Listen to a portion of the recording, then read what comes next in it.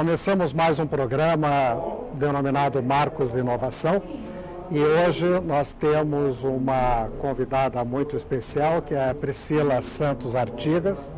Ela é advogada, especialista em direito ambiental, com grande reputação nessa área.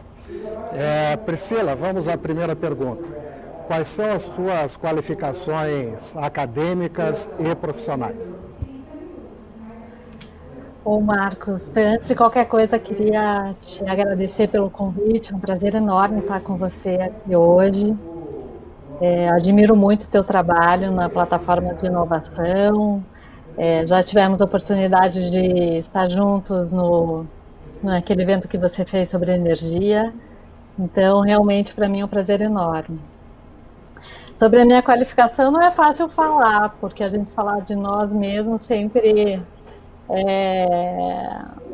é um pouco, bastante suspeito, mas vamos lá. Eu sou advogada, formada em 1995 pela Faculdade de Direito de Curitiba.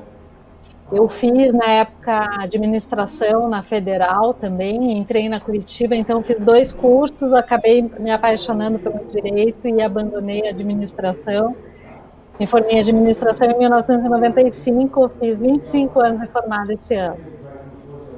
Depois disso eu fiz vários cursos, até me encontrar com o direito ambiental. Em 2002, eu fiz um curso de especialização em direito ambiental na Faculdade de Saúde Pública, aqui em São Paulo, na Faculdade de Saúde Pública da USP, que era um centro integrado de algumas faculdades, a Faculdade de Direito, a Faculdade de Engenharia, a Faculdade de Saúde Pública, de Arquitetura e Urbanismo, que fizeram um núcleo de estudo de direito ambiental e tinham 4 cursos de direito ambiental, engenharia ambiental, educação ambiental e saneamento ambiental e saúde pública. Eu fiz esse curso em 2002, foi o SEDA 7 que chamava, foi o que me fez entrar definitivamente na área. Depois disso eu quis continuar estudando, né, e fiz um mestrado na Faculdade de Direito da USP, do Largo São Francisco. Na época não tinha uma área específica de direito ambiental, então eu fiz em filosofia do direito, em teoria geral e filosofia do direito, que era uma área que tinha um professor, o Alaor Café Alves, que tinha interesse em direito ambiental, trabalhava com isso, então eu entrei na área de filosofia, terminei o mestrado em 2008 e já em 2009 comecei o doutorado, também no Largo, na São Fran, na USP, dessa vez com orientador na área de direito ambiental, que é uma sub-área de direito econômico financeiro, com o professor Fábio Nusdeu, e terminei em 2012. Desde então eu dei um fôlego, né, até para poder escrever mais, e estou planejando para aqui em 2 anos fazer um pós-doutorado, se tudo der certo em Portugal. E as a gente não pode parar de estudar nunca. Bom, desde que eu me formei, eu atuei em várias áreas. Eu digo que eu sou uma generalista, fui uma generalista por 12 anos, mais ou menos. Advoguei na área trabalhista, societária, tributária, civil. Por muito tempo, os advogados não se especializavam tanto. E a partir de 2002 me direcionei bastante para o direito ambiental.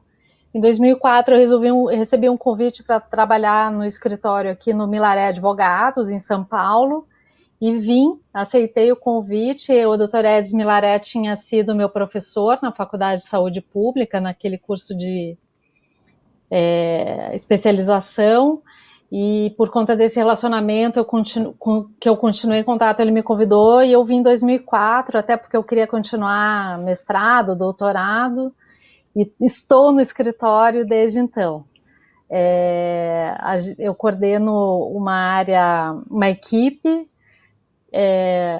agora está fazendo 16 anos, agora em novembro, de aniversário no escritório, eu coordeno uma equipe hoje com 5 advogados, 4 estagiários E a gente advoga muito para energia, a gente atende na minha equipe, com muito orgulho, nós atendemos a usina hidrelétrica de Belo Monte, a gente advoga para eles desde 2006, há 4 anos, agora não vou saber, a gente começou a atender também todas as questões ambientais da Itaipu Nacional, e inúmeros empreendimentos hidrelétricos, Brasil afora, pequenas centrais hidrelétricas, usinas eólicas, solares. Eu gosto muito de trabalhar com energia.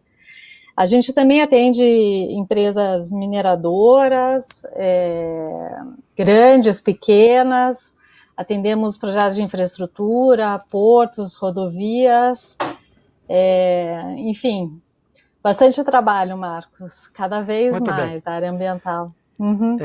Como você citou o setor de energia, você podia falar um pouco sobre esse Código Florestal e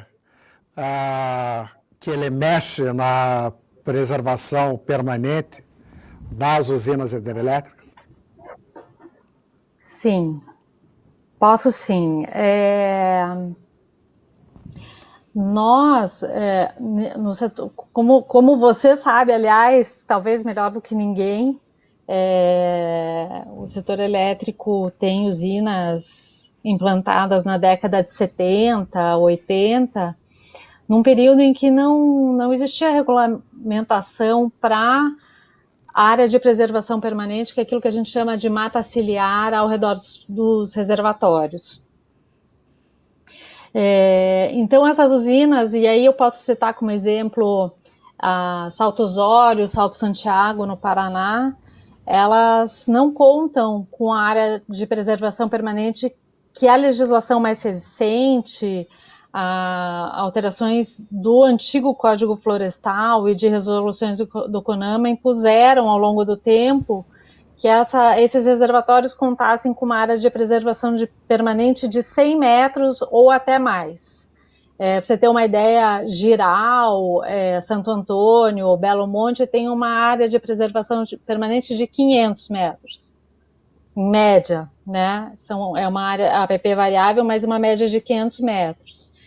E essas usinas antigas não tinham essa proteção, a proteção era técnica, só para fins de segurança do reservatório de enchentes. E então, ao longo do tempo, esses empreendimentos começaram a ser questionados, inclusive judicialmente, por ações judiciais, que deveriam contar com áreas de preservação permanente maiores.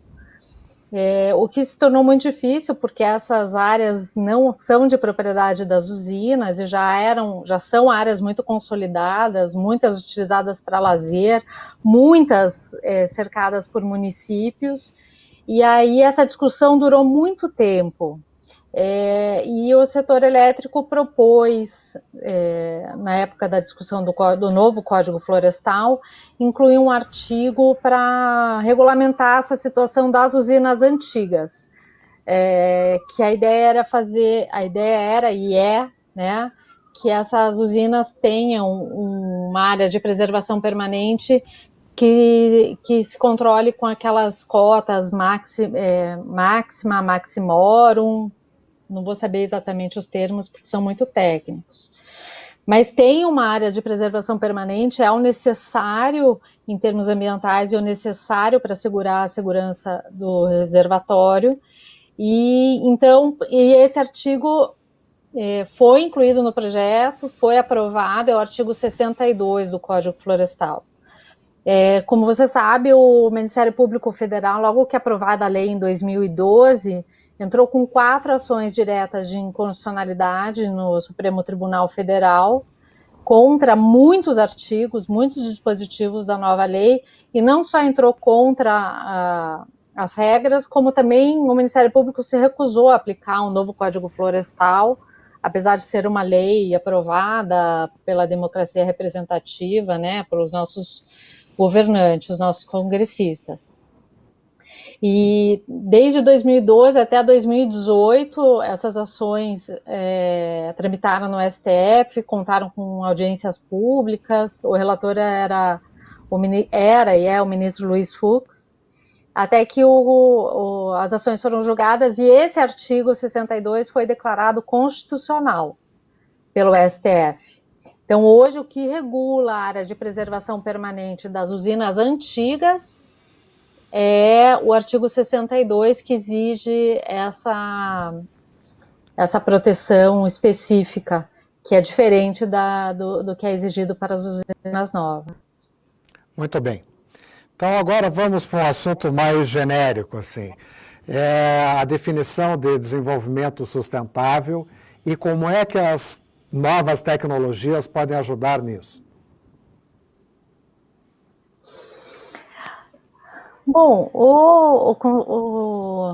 o termo desenvolvimento sustentável foi cunhado há muito tempo e, lógico, até como o próprio termo indica, visa harmonizar, né, o desenvolvimento econômico com a proteção do meio ambiente.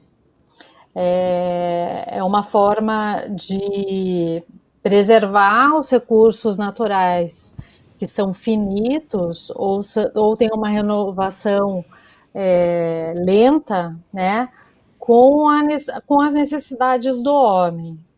Desde a Convenção de Estocolmo, em 1982, por um relatório que ficou muito famoso, chamado Relatório Brundtland, esse termo, desenvolvimento sustentável, passou a ser utilizado com esse objetivo. Um pouco criticado, às vezes, por alguns juristas, doutrinadores, por considerar que não seria possível o desenvolvimento sustentável. Os recursos naturais são finitos, as necessidades humanas são infinitas. Mas aí entra a tecnologia. E eu acho até, eu mesma, quando eu me deparei pela primeira vez com o termo, com a possibilidade de me aprofundar na análise do termo desenvolvimento sustentável, para mim me pareceu contraditório, em razão dessa questão que eu acabei de dizer. Os recursos ambientais são finitos, né? E as necessidades humanas, o nosso sistema econômico exige que o homem tenha necessidades infinitas que devem ser supridas pelo mercado de forma bastante célere, cada vez mais célere. E então eu tinha essa impressão e às vezes ainda fico um pouco em dúvida, mas hoje a tecnologia vem mostrar que isso talvez realmente seja possível. E muitos estudiosos, muitos cientistas vêm defendendo que realmente a tecnologia é que vai permitir que se alcancem os objetivos do desenvolvimento sustentável. Hoje nós temos 17 objetivos, né, de desenvolvimento sustentável. Os primeiros deles se referem à pobreza, à eliminação de pobreza e de fome, o que vem sendo muito auxiliado pela tecnologia para o agronegócio, tecnologia essa que nós estamos usando aqui, que eu estava conversando com um cliente meu e disse, só o que vai se deixar de fazer viagens para podendo se utilizar essa tecnologia é algo que não sei se a gente consegue calcular. E a gente sabe que a aviação civil é um grande problema para o meio ambiente. Então, já é uma amostra que a tecnologia é capaz, né, de auxiliar na busca do desenvolvimento sustentável. Também eu tenho alguns clientes, inclusive pessoas físicas, que vêm investindo muito em tecnologia em suas residências, em aquecimento solar, tratamento de esgoto, reutilização de água de chuva. Esses dias eu conheci uma propriedade aqui em São Paulo, e não era uma propriedade de uma pessoa extremamente rica, era um executivo bem-sucedido, ele era totalmente sustentável. Ele tem a horta, tem o sistema de energia solar, o tratamento do esgoto feito justamente com essa energia, ele hoje vende para o mercado uma parte da energia que ele gera. Ele reutiliza a água de chuva, reutiliza a água do banho para limpeza e para irrigação do jardim e da horta, que é uma grande horta. E ele está lá com a família em toda a quarentena, de uma forma extremamente sustentável. A gente sabe que isso não é simples num país como o nosso, com tanta pobreza, tantas dificuldades. Para mim, é uma mostra de que é possível, que a tecnologia pode ajudar a chegarmos, a alcançarmos esse objetivo. Muito bem. Por coincidência, eu participei de um grupo de 5 pessoas que montou o primeiro curso de doutorado em Meio Ambiente e Desenvolvimento aqui na Universidade Federal do Paraná, junto com a Universidade de Paris 7. E naquela época nós líamos um livro do Pascoal Bernardin chamado O Império Ecológico. E quem não leu, eu sugiro que leia. É um livro muito bom para quem atua nessa área. E eu queria saber a tua opinião sobre a atuação nesta área de meio ambiente aqui no Brasil. Marcos, quando eu comecei a estudar direito ambiental, as pessoas me perguntavam, mas o que significa direito ambiental? Com o que você vai trabalhar? Qual que quem é o teu cliente? Quais são as questões que você vai tratar? E hoje ninguém me pergunta mais, bem pelo contrário, as pessoas se interessam muito e tem muita gente querendo entrar na área. Eu nem preciso te dizer o quanto esse assunto está em voga. Todos os dias a gente lê questões ambientais, problemas ambientais ou questões ambientais nos jornais. Quando eu comecei a estudar direito ambiental no ano 2000, por conta da lei de crimes ambientais, que é do ano 2000, a gente pouquíssimas vezes a gente se deparava com alguma notícia importante em jornais, e hoje essas notícias são diárias. Então, aquelas profissões que por muito tempo eram esquisitas, entre aspas, tipo oceanografia, zootecnia, até biologia, não são mais. São áreas muito interessantes e eu estimulo muito aqueles que têm o interesse a ingressar, porque eu acho que o mercado está muito crescente nesse sentido. E qual é a sua percepção sobre a imagem que o Brasil tem em relação à política ambiental? A minha percepção é como de todos, a imagem que o Brasil tem, mundo afora, é muito negativa. Só que eu critico isso, né? Eu acho que é exagerado. Eu penso que o Brasil é um país muito conservador, tem muitas áreas protegidas, tem muitas áreas indígenas, tem muitas áreas quilombolas. Em comparação com que outros países desenvolvidos, eu fui buscar alguns dados. Por exemplo, o Brasil tem 32% de áreas protegidas, considerando terras indígenas, unidades de conservação e áreas quilombolas. Os Estados Unidos, em 2018, tinha 13% de áreas protegidas. Então, em termos de áreas, e o Brasil é um país de dimensões continentais, isso realmente é muito expressivo. São 79 milhões de hectares de áreas protegidas. O que torna o Brasil um local de muita importância para o mundo todo.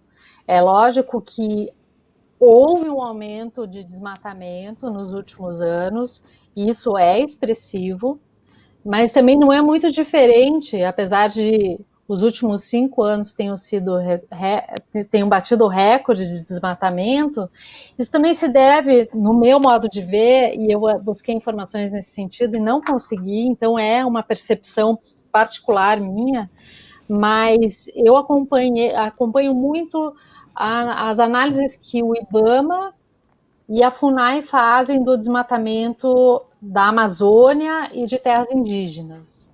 A FUNAI, para você ter uma ideia, só passou a contar com um centro de monitoramento remoto das terras indígenas da Amazônia Legal em 2018. Antes disso, a FUNAI não tinha dados de desmatamento reais como tem hoje. Então, no meu modo de ver, é natural que note um incremento do desmatamento, até porque hoje os dados que são colhidos nesse centro de monitoramento, e a gente conhece muito bem porque foi uma das exigências feitas para Belo Monte. Esse centro de monitoramento remoto foi implantado pela Norte Energia. Ele é alimentado com os melhores satélites do mundo, os mais precisos, né? Então é uma tecnologia de ponta mesmo. E aí é natural que o desmatamento seja notado. Não que os números não assustem, mas eu penso que esses números são muito utilizados para manchar a imagem do Brasil, mundo afora, e principalmente no sentido de combater a concorrência e econômicos. E tem muitos interesses políticos, mas eu penso que também tem muitos interesses econômicos. Você citou o livro, e eu li esses dias um livro que chama Quem Manipula os Povos Indígenas contra o Desenvolvimento do Brasil. É do Lourenço Carrasco e da Silvia Palacios. O Lourenço Carrasco é um dos autores de Máfia Verde também. E ele traz um raciocínio muito interessante, mostrando quanto esses povos indígenas, que são muitas vezes miseráveis e querem melhorar, não conseguem por conta dessa manipulação que é feita por outros interessados. Muito bem, para encerrarmos a nossa entrevista, eu queria que você fizesse as tuas considerações finais. Marcos, o que eu tenho falado muito e a gente estava conversando um pouquinho sobre isso antes de começar a entrevista, é o quanto o meio ambiente é utilizado com outros interesses, mais ou menos essa linha do que o Lourenço Carrasco fala. Lógico, tem questões que a gente tem que desconsiderar na análise dele, talvez exageradas, mas é uma linha de raciocínio que faz todo sentido. Tem começo, meio e fim, tem lógica, né?